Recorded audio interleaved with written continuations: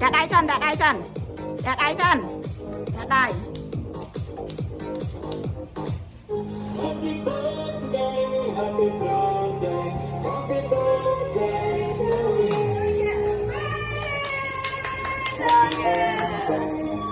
Mình đọc tên đọc. Mơ.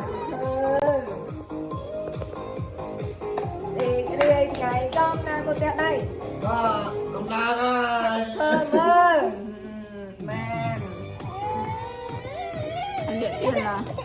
Mình đi cùng ao đi kia đúng không? Bong của ôn nè. Bong. Sao vậy? Không rồi. Happy birthday to you Long ơi.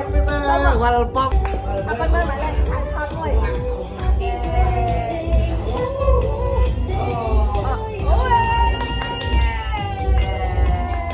Mà than mà po máu. Birthday to you.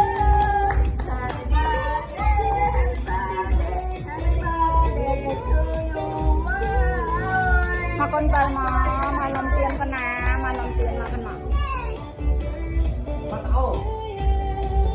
To you, yeah, tới đây muôi. Chúng ta con mẹ miền sao có biết là nhắm muôi. Thưa mặc chút muôi. Nhắm muôi anh chắc. 1, 2, 3, happy birthday. Yeah, lắm muôi. Yeah, tới đây muôi. Con tới đây muôi. No, chắc cô cần ăn đó đây. Thì con na chờ các miền đã cơn na yeah tít ô tít à lên mày hạ lên mày yeah happy birthday hả Đây. Happy birthday chụp đặt chất mình anh mặt cứ đã liền chàng bạt lỡ thằng sải á phơ phơ đó.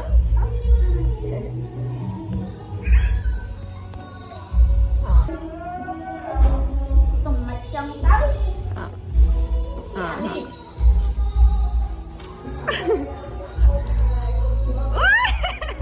Cả đánh ơi. Đẹp. Bài mất nè. Bong môi con bà ôn mà bong môi hả?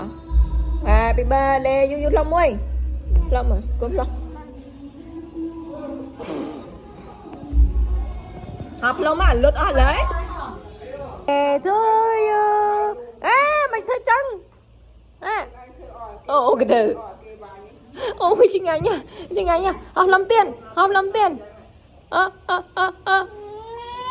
Ôi mình nhóc đây là thằng con ba mốc về.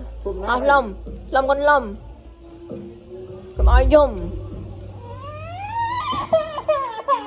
Ôi thằng ba ạ. Học lòng con dùng. Bye. You. Mình plum con plum. Coconut bạch sẹt con lâm. Yeah, tới đây muôi. Bông. Đã viên trẻ cái lại đó. Con nhỏ này á.